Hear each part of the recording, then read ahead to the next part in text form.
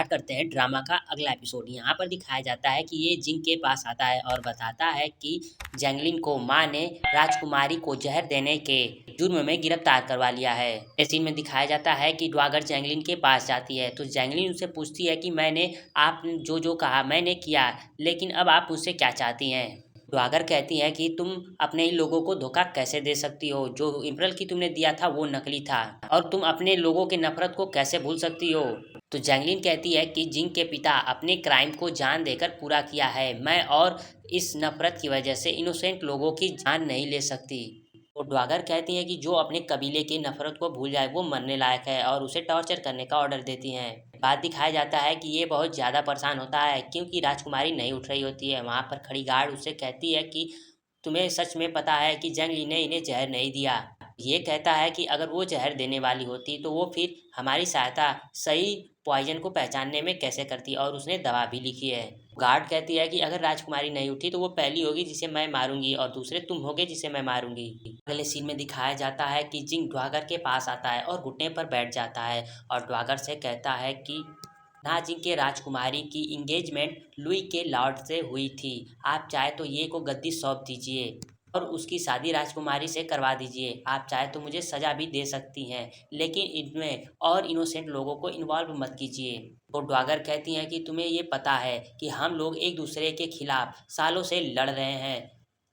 King कहता है कि फिर जैंगलिन का क्या, वो तो आपके क्लैन से ही है। तो ड्वागर कहती हैं कि तुम्हारे पास इम्परल सील है और तुम्हें अच्छे तरीके से पता है मुझे क्या चाहिए, अगर तुम्हें जैंगलिन को जिंदा चाहिए तो तुम मुझे इम्परल सील ला कर दो। अगले सीन में दिखाया जाता है कि जिंग मास्क पहनकर कैद खाने में चला जाता है।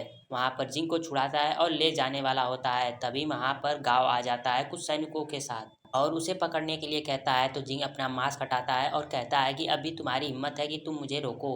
अगले सीन में दिखाया जाता है कि ड्वागर जिंग के पास आती है और कहती है कि तुम मेरे खिलाफ जाना चाहते हो।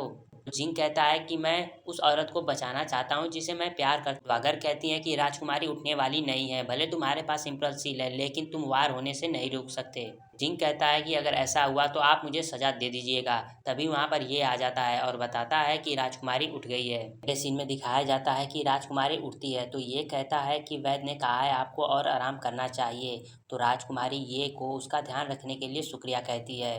तो ये कहता है कि ये मेरी गलती है कि मैं तुम्हारी अच्छे से रक्षा नहीं कर पाया। राजकुमारी कहती है कि लुई सिटी में और इस मेंशन में बहुत सारे ऐसे लोग हैं जिनके गलत इरादे हैं, अगर तुम्हें पता होता कि तुमने क्या किया है तो तुम ऐसे माफ़ी नहीं मांग रहे होते। अगले सीन में दिखाया जाता है कि ये ड्वागर के पास आता है और घुटने पर बैठकर कहता है कि मुझे पता है कि ये मेरी नई जगह है, लेकिन मैं चाहता हूँ कि आप राजकुमारी की लाइफ छोड़ दीजिए। इतने सालों तक मैंने आपको अपनी असली मदर की तरह ट्रीट किया है और मैं आपको अपनी रियल मदर मानता हूँ। इस बेटे और माँ के कनेक्शन की वजह से मैं चाहता हूँ कि आप ये नर को छोड़ दें। तो ड्वागर गार्ड से कह के उसे वहाँ से बाहर करवा देती हैं। अगले सीन में दिखाया जाता है कि जिंग जैंगलिन के पास आता है। जैंगलिन उठती है और कहती है कि हम लोग कहाँ हैं। तो जिंग कहता है कि ये गुहुआ टावर है जहाँ हम लोग पहली बार मिले थे, और उसे माफ़ी मांगता है कि मैं तुम्हें प्रोटेक्ट नहीं कर पाया। जैंगलिन उससे मुंह फेर लेती है। तो उसके बाद जिंग उसे कुछ मलहम देता है और कहता है कि यून तुम्हारा ख्याल रखेगा और जब तुम ठीक हो जाओगी तो यहाँ से जितनी दूर चाहे उतनी दूर चले जाना। उसके बाद कहता है कि मेरे पिता ने जो तुम्हारे लोगों के साथ किया था उसके लिए मैं माफ़ी मांगता हूँ, और वो वहाँ से चला जाता है। जैंगलिन ये बातें सुनकर बहुत ज़्यादा इमोशनल हो जाती है। के बाद दिखाया जाता है कि जिंग सीफैन सोसाइटी में वापस आती है और अपने मास्टर से सच्चाई के बारे में पूछती है। कि मास्टर बताते हैं कि उस समय ब्यूलो और जिलियंग में भीषण वार हो रहा था और हमारे वाटर सप्लाई में किसी ने जहर दे दिया था जिससे आधा से ज़्यादा हमारे सैनिक मारे गए थे। जानकारों से पता चला कि ये काम सीफैन सोसाइटी का है। वो लेट लॉर्ड यानी जिंग के पिता ने ऑर्डर दिया सीफैन सोसाइटी को मारने के लिए, लेकिन कुछ समय बाद ये पता चला कि जानकारों का मानना गलत था और ये सच्चाई नहीं थी। वो लेट लॉर्ड को बहुत ज़्यादा पछतावा हुआ और वो खुद को मारना चाहते थे, लेकिन हमने किसी भी मासूम बच्चे को नहीं मारा। लेट लॉर्ड के आर्डर से उन सारे बच्चों को वापस ब्यूलो में लाया गया और उन्हें एक अच्छी फैमिली में अडॉप्ट कर लिया गया। लेकिन तुम बच गई, इसलिए हम लोग चाहते थे कि तुम केयरलेसली बड़ी हो, इसलिए सच्चाई नहीं बताई। तुम्हारे हाथ तुम्हारे लोगों के खून से रंगे हुए हैं, तुम चाहे तो मुझे मार सकती हो। उसके बाद वो तलवार आगे कर देते हैं तो जैंगलिन रोते हुए उस तलवार को निकाल कर उनके गले पर रख देती है, लेकिन उन्हें मार नहीं पाती है। इस सीन में दिखाया जाता है कि जिंग की शादी की तैयारी होती है और जिंग इम्परल बॉक्स को खोलकर इम्परल सील लेने में कामयाब हो जाता है। अगले सीन में दिखाया जाता है कि राजकुमारी और जिंग की शादी होने वाली होती है, जहाँ पर वो सारे रिवाजों को निभाते हुए एक दूसरे को कप शेयर करते हैं। अभी राजकुमारी जिंग के कप को गिरा देती हैं और जैगलिन उसके हाथ में वो बैंड देख लेता है जिसको उसने जैगलिन को दिया था। तो उसका घूंघट हटाता है तो वो देखता है कि जैगलिन है। थोड़ा सा फ्लैशबैक दिखाया जाता है कि जब जैगलिन वापस चली गई होती है तो अपने सामानों को चेक करती है, जिसमें वो बैंड मिलता है और एक लेटर मिलता है, जिसे पढ़कर वो बहुत ज़्यादा इमोशनल हो जाती है और रोने लगती है और उसे वो बातें याद आती है। यहाँ पर वो कहती है कि मैं हमेशा तुम्हारे साइड से रहूंगी और तुम्हें अकेला लड़ने नहीं दूंगी। इसके बाद जिंग उसे कहता है कि तुम्हें यहाँ पर नहीं आना चाहिए था, तो जैगलिन कहती है कि अभी भी मेरा कॉन्ट्रैक्ट एक्सपायर नहीं हुआ है, मैंने तुमसे कहा था कि मैं तुम्हें अकेला नहीं लड़ने दूंगी। अगर वहाँ पर कहती है कि तुम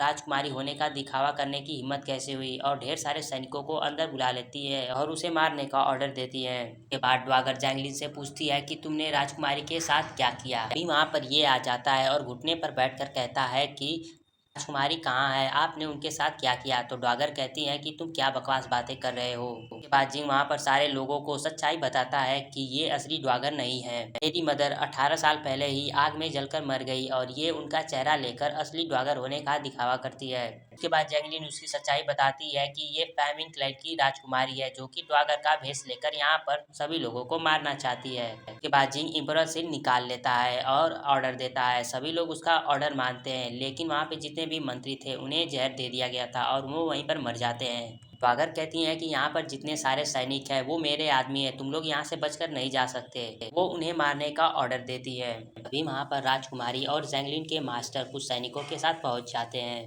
राजकुमारी ड्वागर से कहती है कि तुम्हारी हिम्मत कैसे हुई मेरे ऊपर हाथ डालने की, ब्यूडो तुम्हारे इस हरकत को सह सकता है लेकिन नाजिंग नहीं। तभी ड्वागर उस पर जहरीली तीर से हमला करती है। तभी ये बचाने के लिए उसे आगे आ जाता है और वो जहरीली तीर उसे लग जाती है। देखकर ड्वागर और ज्यादा गुस्सा हो जाती है और वो तलवार निकालकर जैंगलिन को मारने वाली होती है। तभी जैंगलिन के मास्टर उसे मार देते हैं। वो मरते मरते जैंगलिन से कहती है कि तुम हमेशा फैमिंग क्लैन की जिम्मेदार रहोगी। इसके बाद जिंग और जैंगलिन को दिखाया जाता है, जहाँ पर जिंग जैंगलिन से कहता है कि मुझे माफ कर दो, उस दिन कैद खाने में जब तुम कैद हो गई थी तो तुम्हें खतरे में डालकर लगभग मैं मरी जाने वाला था। इसके बाद जैंगलिन कहती है कि जिस दिन से मैंने तुम्हें चुना है मैं तुम्हारे साथ हमेशा रहूंगी।